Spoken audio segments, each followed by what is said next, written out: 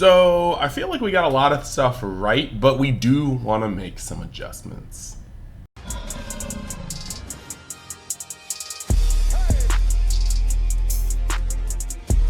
Hey YouTube, welcome back to Unix TCG, and today we're going to be doing an updated Set 1 tier list for Dragon Ball Super Fusion World. Basically just kind of adjusting the tiers and my takes based off of what I've been seeing in celebrations, as well as climbing the ladder, so that'll be fun. If you want to support the channel or the brand in general, just like the video. It's a free way to show your love for the content. And then last but not least, if you're wondering what this is G3, my team, and the best store in Canada. And by my team, I mean it's kind of Jawdad's team. I'm just on it. I'm actually kind of low on the ranking because I play less, I do more content more. But the point is, they're great. They have awesome amounts of tournaments. I believe they're expanding into online tournaments very soon, and yeah. So with that being said, I'm gonna hop into the presentation, and then just stick around after we talk about the tier list for just some other stuff going on in Universe X, such as giveaways and whatnot. But let's take it there. All right, so we're gonna re-update the tiers. So the first tier here is Tenkaichi Budokai Champions. That's going to stay the same. These are people that I think when you take to an event, you have a good chance of winning them. And yeah, that's pretty much that. Then we've got high-end combatants. These are people that can definitely ball in the metagame, but I think it takes a little bit more RNG to kind of get that. The Spoken Riz, those are decks that can be very spicy, but can kind of fall off depending on high ends of the other decks you're playing. We've got Rogue, which is just classic. That's just things you wouldn't expect, but can still do some play. And then we have the Ginu level, which unfortunately literally sits replacing the Yamcha level. And I mean, it's called Ginu level, so you kind of already know the deal. Anyway, let's actually talk about this. So going up the ladder, we are going to put Ginu in the Ginu level. Actually, we're just gonna call it Ginu tier, right? So basically, the thing that's happening here is when it comes to Ginu, right? The hard thing to really kind of go about is that Ginu is weird in the sense that his leader effect needs you to have a massive board of Ginu cards, and when you're playing against blue, they're able to use things like Sickle. When you're playing against green, if you well, let's talk about that soon. When you're playing against blue, they have Sickle. When you're playing against red, they will pretty much just clear your board just by playing cards. When you're playing against yellow, you sometimes have a back and forth where they're playing blockers, they're tapping your things, they're swinging on them, so it's back and forth on board advantage. The only real niche where the Ginu package is like tier 0 is against green, and that's not against Broly because of his 25 base body. So when you look at that, you have to look a little deeper. Ginu, unlike certain other leaders that you can play the cooler package in, does not allow you to restand your Ginu card, nor does it actually provide critical pressure with a more powerful top end. So when you play the Ginu leader, you're normally in for a point where you have to swing to get your draw, and it's not crit, so you're going to be giving these decks cards to combo out of your swings. But also, if your board gets wiped for any reason, you no longer have a good leader effect. In fact, your leader effect is kind of useless. Also, the strategy of Ginu having to be able to pay 3 and discard 2 cards from his hand is going to leave you even lower than the low hand that you tend to create playing a deck strategy like this. So because of that, Ginu tier is where Ginu resides. Now, we're going to go to Rogue tier next, and these are decks that can definitely get there, but they unfortunately are kind of like there. We just had to start off with the Ginu tier. Let's actually, we're gonna do it by leader. I don't know why I'm tripping like this. So the first thing we're gonna do is take Stardo. I'm going to put Stardo over in high-end combatants. I do think that Stardo is, it's kind of weird. So I'm already kind of struggling. I'm gonna put Stardo in high-end combatants.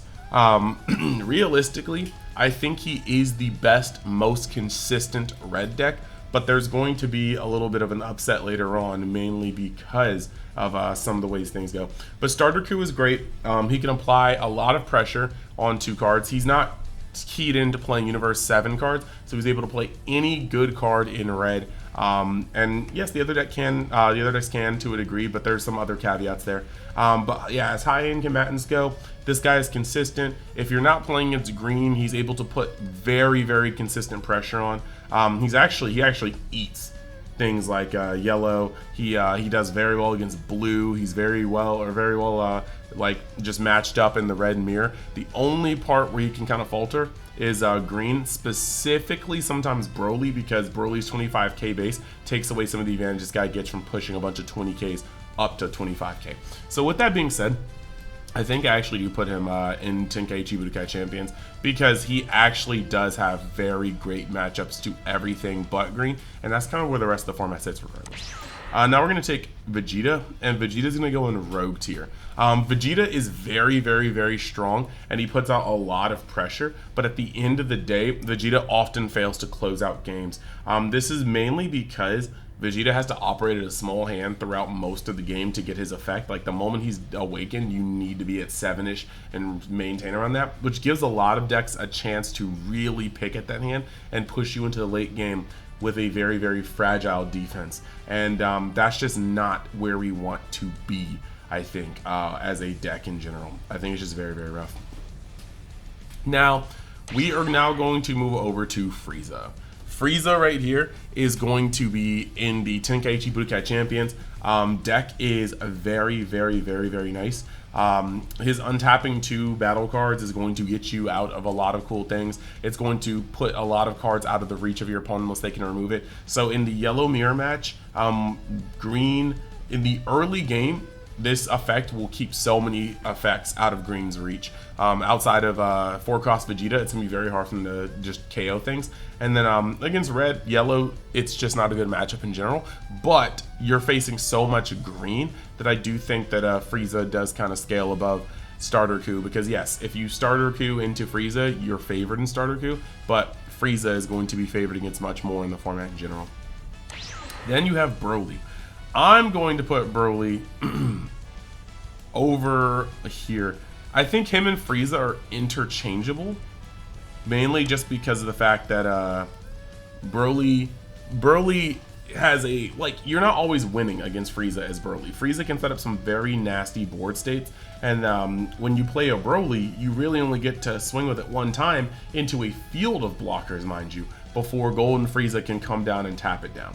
So I think Frieza is actually very much so able to ball with Broly, and I think Broly is pretty much so high on the format, mainly because Broly is able to realistically wall a lot of wide aggro strategies with his 25k body, and he's green.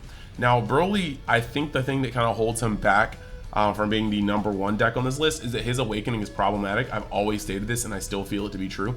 The amount of times you can force a Broly to 2 or 1 life when they're on their awakening term is just very, very, very gross, because from that point on, it just puts them in a bad state. The amount of times where if you put them down to 2 life on a turn before their Broly turn and then just respond with androids, like multiple meteors in the rest of your hand, they're likely going to fold because they tapped out to play that Broly. A smarter player will generally not tap out on that turn if they're at 2 life, because that is death. 2 life, looking at 7 to 8 energy, and you have only seen 1 or no gigantic meteors, that's generally death. And so it's just kind of weird. Its awakening can very much so put you directly in harm's way, or the trash can, very, very soon. So we're gonna keep that there. Then after we've got the starter leaders, we're gonna start off with the red leaders. We're going to bring Universe 7 Rush Goku, or Rush Q as I call him, to Tenkaichi Budokai Champions. The thing about this is that this is the most aggressive red leader, and he really can put the hurt on a lot of decks. He's going to be able to push very, very, very hard against decks like Gohan. He's going to be able to push very hard against decks like Frieza while removing their things. Against Starter Coup, I think he kind of comes up short, because Starter Coup will be able to 1-for-1 their battle cards very, very well. And then against Broly, he can also come up short because Broly has that 25k base once awakened. So I do think that Starter Coup is in the top of the meta, but it's very, very dependent on what you face. And of course, as any aggro deck is, you have to draw sequentially. You have to draw your pieces in the correct order. Otherwise, you could, if you just don't draw in good sequence, you can very well end up not just curving out the way you need to and giving your opponent a much needed space to breathe. Next, we're gonna have Beerus, and Beerus is gonna go in Rogue tier. I do like Beerus, but the issue is when you have an aggro deck, you need to be able to draw. You need to be able to draw, or you need to be able to cheat things into board. Those are the two conditions for aggro. And I do personally think that when you're playing this, you really do have the ability to go a bunch of different ways. Beerus, I think, is one of the best mid-range control decks in the game. I do like his ability to really just control the field, hit you with crit a couple times, and then make sure that every time you play something that it doesn't like, it's going to the drop soon after. However, at this moment, you guys, if you guys have been watching my lives, you've seen it. Every time I face a Beerus, I end up starving it so hard, it's not even funny. Then I get to 6, 7, 8 energy, and then they can never really play at my same levels of value as a green Gohan deck. So the fact that this same strategy has worked with like every Beerus I've come across in ladder is just not okay. And then when you build Beerus as a critical aggro deck, you end up having to swing with things that aren't your leader. That ends up giving your opponent things to attack on, and that in turn ends up to you having a small hand because I'm not attacking your leader. And the only way you can get around that is by seeing all your self-awakeners like the Roshi, but even that in certain decks won't work. Against green, that's cool. Against yellow, they'll tap the Roshi and swing on it. Against red, they will just blow it off the field. Even against other weird decks, they will actually just kind of take it down. So I do think that, unfortunately, I do have to put Beerus in Rogue, even though he's one of my favorite leaders of the format. Now, moving on to blue, I'm going to put Trunks in high in combatants because Trunks is a monster dog, dude. Trunks is able to have a very nice game plan where he just breaks the amount of cards in hands normally seen by characters that early in the game. He awakens on turn 2 in lots of cases, and then is able to sit with a massive amount of cards in hand. And then late game, when those cards start dwindling, that's when all your 7 or fewer cards in hand effects start popping off. That's when you're able to start transitioning into the peel-off combo to get your stuff back. That's when you're able to peel-off combo and sort of hope to make sure your advantage is up. That's when you're able to be able just to sink into things like Goku Black and start cycling cards from the trash or the drop. So essentially, that's where Trunks is. Trunks has a very, very, very cool game plan. He has a very, very good matchup into opposing blue decks, which, I mean, in a lot of cases, who doesn't? He has a lot of good matchups against red. He's actually he can out combo red a lot and really put pressure on their hands. If you main Sickle, which I think is a mandatory, because if you don't not purple, yellow can really, really, really get at you.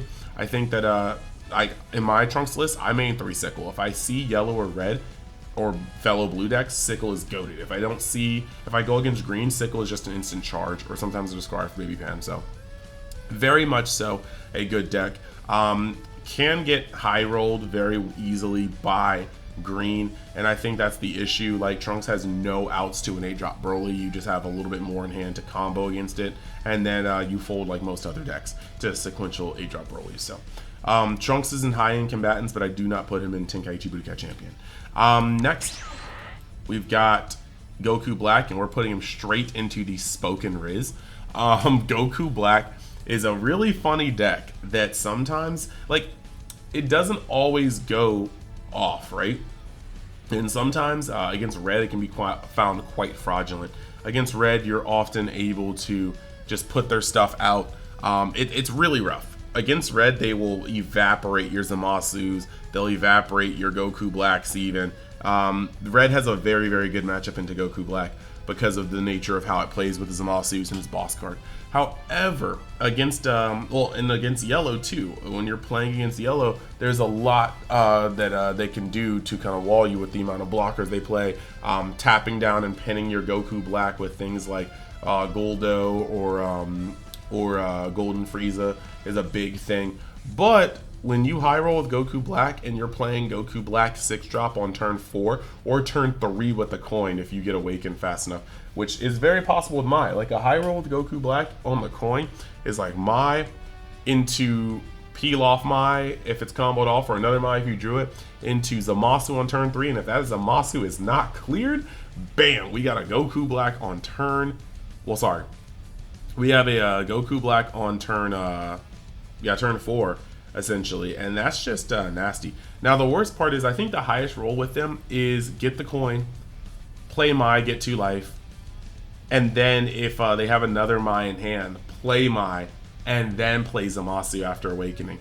And then, you know, the following turn, they're going to charge to 3. They have the coin for 4. They're going to bottom deck the Zamasu, and then they're going to play Goku Black on turn 3, which is probably the highest of high rolls. But when it happens, you feel awful because you have, in most decks, 3 or so turns where Goku Black will not be touched. And that is a lot of pressure for a deck to sustain, especially if they're playing like the crit Vegeta to bring out and really start pressuring your life. I think that is actually one of the coolest things about Goku Black. He has an insane high roll if you can manage it. That high roll, like I said, is fraudulent against red in most cases. But that's a very, very, very strong way to go about things. And even against red, if you play the 15k Zamasu, it's very hard to remove that off of power as well. So outside of some dude randomly attacking I-Beam, I really do feel like his high roll is legendary. Next, we're going to go to Gohan. I'm going to put Gohan here at the top still. Now, the thing about Gohan at the top here is that I do feel like Gohan and Broly are interchangeable for different reasons.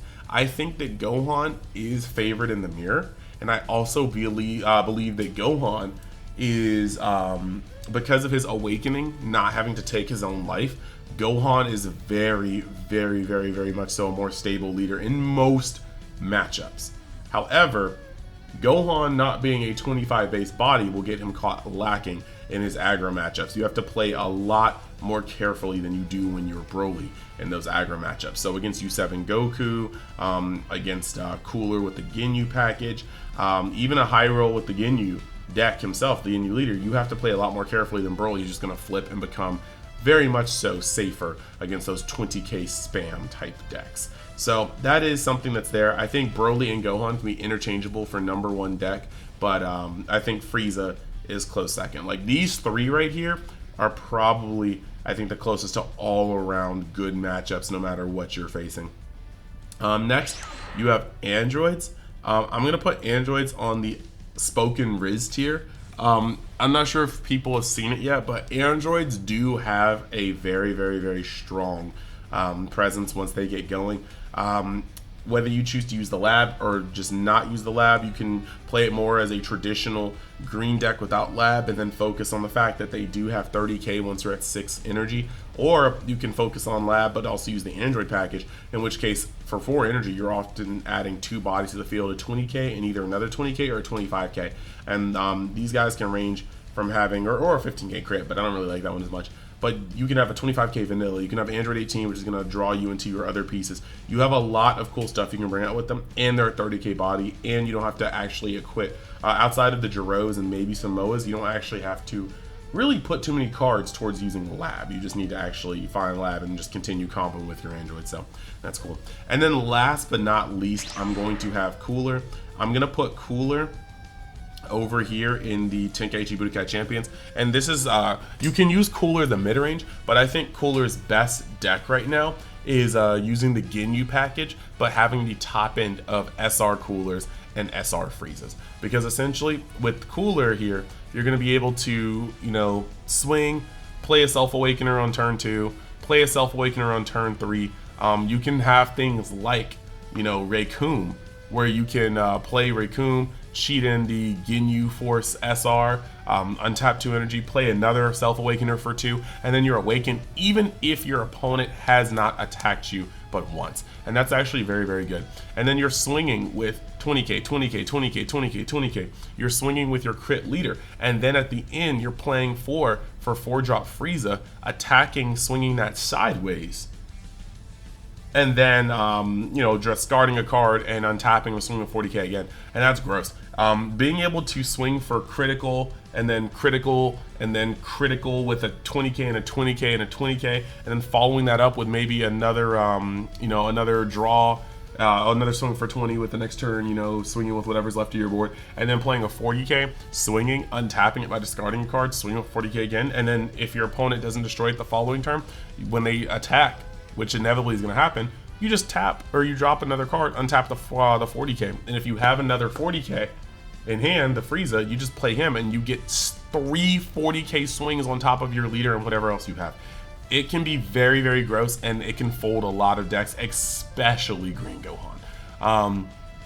Green Gohan is just a deck that doesn't do enough in the first 3 to 4 turns to really upset this kind of strategy, and then being a 20, everything goes neutral even after you awakens, and then Frieza just kind of comes in for the finisher. So yeah, this is the tier list that I currently have. This is the tier list that I definitely believe is the the meta for set 1. Let me know what you guys think in the comments. I do want to hear your thoughts, and I hope you guys enjoyed the video.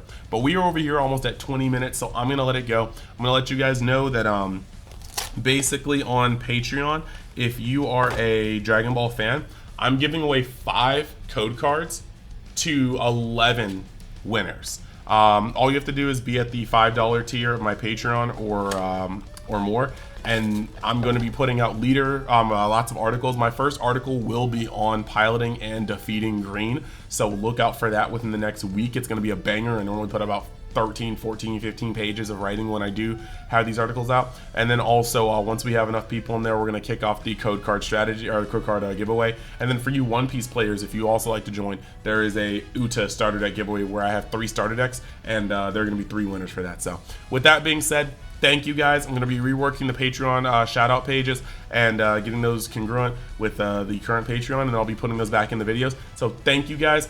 Check out G3 in the description, and if you want to support me, there's also my Dragon Ball channel that'll also be in the description. Thank you guys for watching. I will see you in the next video or live later.